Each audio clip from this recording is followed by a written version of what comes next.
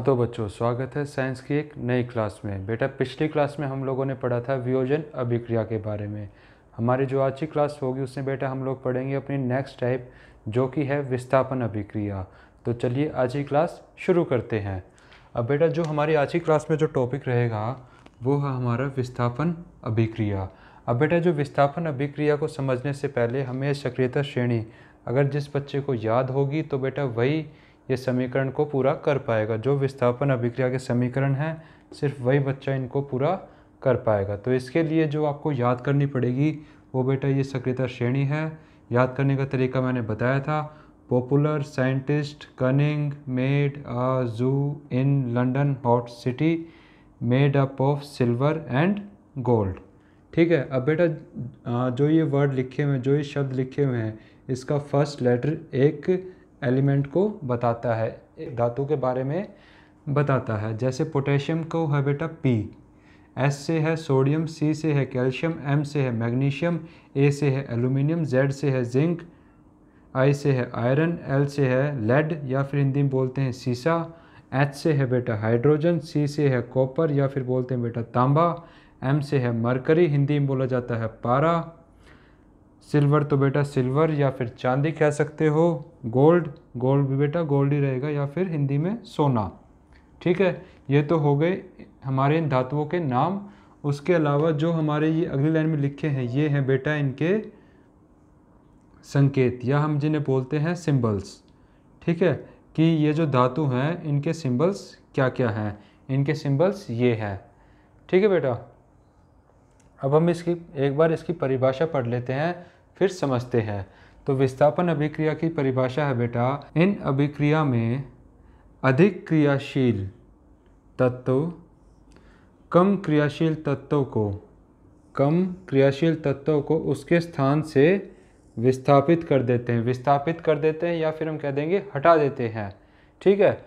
अब बेटा एक चीज़ बताओ, हमारे पास कोई फाइटर है और वो इतना बड़ा हाइट में और ये दूसरा फाइटर, इसकी हाइट इतनी कम है। अब एक चीज़ बताओ, अगर इन दोनों फाइटर के बीच में फाइट हो जाए तो बेटा ये जो बड़े वाला है छोटे वाले को आसानी से पीट देगा, मुक्के माके मार के इसको हरा देगा लड़ाई में, है ना। तो बेटा कुछ ऐसा ही होता है तत्वों में भी। जो हमारे तत्व होते हैं, कुछ तत्व वैसे होते हैं जो बहुत ज़्यादा क्रियाशील होते हैं। बेटा क्रियाशील क्या है, काफ़ी ज़्यादा एक्टिव होते हैं, वो किसी के साथ भी अभिक्रिया कर लेंगे। ठीक है। तो बेटा जो तत्व अधिक क्रियाशील होते हैं वो क्या करते हैं, कम क्रियाशील तत्वों को ना उसके स्थान से हटा देंगे और उसके स्थान पर खुद आकर बैठ जाएंगे। ठीक है। उम्मीद है परिभाषा समझ में आई होगी। एग्जाम्पल देखते हैं, आपको और भी अच्छे से क्लियर हो जाएंगी चीज़ें। ठीक है। एग्जाम्पल के लिए बेटा मैं एग्जाम्पल लेता हूँ जिंक का प्लस H2SO4। ठीक है। अब देखो बेटा यहाँ पे क्या है, Zn किसका सिंबल है बेटा, किसका संकेत है, जिंक का। H2SO4 बोला जाता है बेटा हमारे सल्फ्यूरिक एसिड को। ये आपको बेटा नाम याद रखना पड़ेगा। H2SO4 को क्या बोलते हैं हम लोग, सल्फ्यूरिक एसिड। हिंदी में भी सल्फ्यूरिक एसिड ही बोला जाता है बेटा, और इंग्लिश में भी सल्फ्यूरिक एसिड। अब बेटा आपको क्वेश्चन कहता है कि भाई आपके पास तत्व दिए गए हैं दो, कौन से हैं, एक तो है जिंक, एक है सल्फ्यूरिक एसिड या फिर H2SO4। अभी क्वेश्चन कहेगा आपसे कि इन दोनों के बीच में कोई अभिक्रिया होगी या नहीं होगी। अब बेटा अभिक्रिया होना नहीं होना हम लोग बता सकते हैं अपनी सक्रियता श्रेणी से। अब बेटा इस सक्रियता श्रेणी में जो तत्व, जो धातु जितनी ऊपर है ना वो उतना ही ज़्यादा अधिक क्रियाशील है। जैसे जैसे नीचे आओगे जो ये हमारे धातु हैं इनकी जो क्रियाशीलता है वो कम होती जाएगी। ठीक है। अब देखो बेटा इसमें कौन से तत्व हैं, जिंक है और बेटा साथ में क्या है, हाइड्रोजन। H हाइड्रोजन का होता है ना। हाइड्रोजन कहाँ रहा बेटा, ये रहा हाइड्रोजन और ये रहा बेटा जिंक, है ना। अब देखो जिंक जो है, जिंक हाइड्रोजन से ऊपर है, इसका मतलब क्या हुआ, जिंक जो है ज़्यादा क्रियाशील है, ज़्यादा ताकतवर है। जिंक हमारा बड़े वाला फाइटर हो गया, हाइड्रोजन हमारा छोटे वाला फाइटर है। भाई बड़ा फाइटर छोटे फाइटर को हरा देगा तो बेटा क्या होगा, जिंक किसकी जगह पे आके बैठ जाएगा, H2 को हटा देगा SO4 के साथ से और बेटा क्या बना लेगा, ZnSO4 प्लस में H2 गैस। अब बेटा ZnSO4 को बोला जाएगा, Zn हमें पता है जिंक है, SO4 को बोलते हैं सल्फेट, तो ये क्या बन गया, जिंक सल्फेट। ठीक है, और H2 तो मेरे को पता ही है, H2 क्या होता है हमारा, H2 होता है बेटा हाइड्रोजन।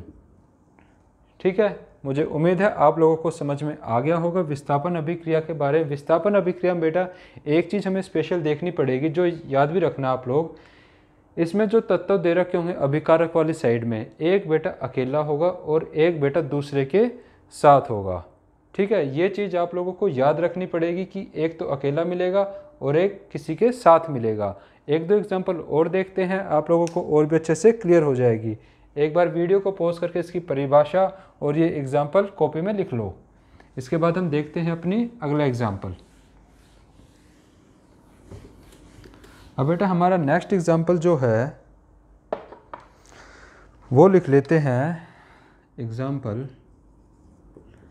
Fe plus CuSO4। अब बेटा Fe को क्या बोला जाता है, Fe है आपका लोहा या फिर आयरन। ठीक है, लिख लेते हैं। बेटा लिखने की ज़रूरत नहीं होती, अभी बस इसलिए लिख रहा हूँ ताकि आप लोगों को चीज़ें याद हो जाएं कि किसका संकेत क्या है। और वैसे भी याद करने का सबसे अच्छा तरीका है कि बार बार अगर उस चीज़ को सुना जाए या देखा जाए या पढ़ा जाए तो बेटा वो चीज़ अपने आप याद हो जाती है। अब जो CuSO4 है, CuSO4 को बोलते हैं बेटा कॉपर सल्फेट। ठीक है, SO4 मैंने पहले बताया था, पहले एग्जांपल में सल्फेट बोला जाता है, और Cu किसका सिंबल है, किसका संकेत है, कॉपर का। कैसे पता, हमें ये टेबल याद है। ठीक है, अब देखो बेटा कॉपर तो है ये, और किसके साथ अभिक्रिया हो रही है बेटा, अभिक्रिया हो रही है लोहे के साथ, आयरन के साथ, Fe है यहाँ पे। अब एक चीज़ बताओ, Fe ऊपर है, Fe ऊपर है। अगर Fe ऊपर है इस केस में, तो बेटा Fe जो है, जो आपका लोहा है, वो कॉपर को उसकी जगह से हटा देगा। अब बेटा फाइटर वाली बात से अगर समझें तो बेटा जो Fe है, Fe आपका बड़े वाला फाइटर है, Cu छोटे वाला फाइटर है। भाई बड़ा ताकतवर जो फाइटर है वो छोटे फाइटर को हरा देगा, तो इसको इसकी जगह से हटा देगा और SO4 के साथ खुद लग जाएगा। तो बेटा यहाँ पे क्या बनाएगा, ये बनाएगा FeSO4 प्लस में कॉपर। ठीक है, FeSO4 को क्या बोला जाता है बेटा, FeSO4 होता है आपका आयरन सल्फेट। और Cu तो अलग भगा दिया बेचारे को, हार गया तो अलग होके निकल जाए भाई हमारे देश से। ठीक है, भगा दिया इसको, तो साथ में क्या बना, कॉपर बन गया बेटा। ठीक है, मुझे उम्मीद है आप लोगों को समझ में आया होगा ये वाला एग्जाम्पल भी। अब बेटा एक एग्जाम्पल और देख लेते हैं। अब इसमें क्वेश्चन किस तरह के बनते हैं वो देखते हैं एक बार, एग्जाम्पल के साथ साथ क्वेश्चन भी देखते हैं। क्वेश्चन क्या आ सकता है बेटा आपके पास, तीसरे एग्जाम्पल में अगर मैं लूँ, इसमें आपको दे देगा कॉपर प्लस FeSO4। क्वेश्चन आएगा इस समीकरण को पूरा कीजिए। ठीक है, या फिर क्वेश्चन आ सकता है क्या ये अभिक्रिया संभव है या नहीं है। अब बेटा संभव है या नहीं है या इसको पूरा करना, बात एक ही बन जाती है। अब देखते हैं इसमें क्या क्या है हमारे पास तत्व, एक कॉपर है और एक क्या है, आयरन सल्फेट। आयरन सल्फेट में मतलब हमें किसका कंपैरिजन करना पड़ेगा, कॉपर का और Fe का। अब हम चलते हैं अपनी सक्रियता श्रेणी में। जिस बच्चे को सक्रियता श्रेणी याद नहीं होगी वो ये क्वेश्चन कभी भी नहीं कर पाएगा। अब बेटा सक्रियता श्रेणी में देखो, Cu अकेला है, ये रहा Cu। ठीक है, FeSO4 के साथ है।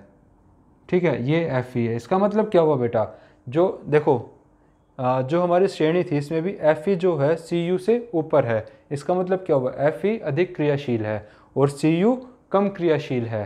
तो बेटा Cu कम क्रियाशील होने की वजह से क्या होगा, ये इसको हरा नहीं पाएगा। ठीक है भाई, छोटा फाइटर बड़े फाइटर को भी हराएगा, कभी भी नहीं हरा पाएगा। तो बेटा क्या होगा, इसमें आगे आप लिख दोगे अभिक्रिया संभव नहीं है। क्या है बेटा, अभिक्रिया संभव नहीं है।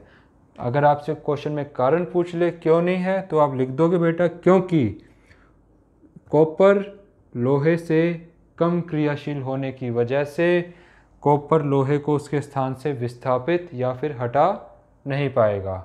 ठीक है, उम्मीद है अच्छे से समझ में आ गया होगा। अब बेटा मैं एक दो एग्जांपल लिख के दे रहा हूँ, आप लोगों को घर से ट्राई करने हैं। उसमें आपको ये देखना कि अभिक्रिया संभव होगी या नहीं होगी, होगी तो क्या बनेगा, नहीं होगी तो क्यों नहीं होगी। ठीक है, लिखते हैं कुछ होमवर्क है बेटा घर के लिए, आप लोग कॉपी में ट्राई करना है इसको करके। पहली है बेटा आपके पास कॉपर प्लस H2SO4 क्या बनेगा। ठीक है, सेकंड है बेटा Hg प्लस H2SO4 क्या बनेगा। थर्ड है बेटा Mg प्लस CuSO4 क्या बनेगा। ठीक है, अब देखो पिछली मैं समीकरण में उनको संतुलित करना भूल गया। आप लोगों ने जितनी भी समीकरण लिखी हैं इस वीडियो में, आप बेटा उनको संतुलित करने की कोशिश ज़रूर करना। ठीक है, और आप लोगों को घर से ये काम करना है। ये 3 अभिक्रिया दे रहा हूँ मैं, इनको पूरा करना है। अभिक्रिया होगी तो क्या बनेगा, नहीं होगी तो आगे लिख देना कि अभिक्रिया पूर्ण नहीं हो सकती। ठीक है, और बेटा साथ के साथ इन तीनों अभिक्रियाओं को आप लोग संतुलित करके भी देखना।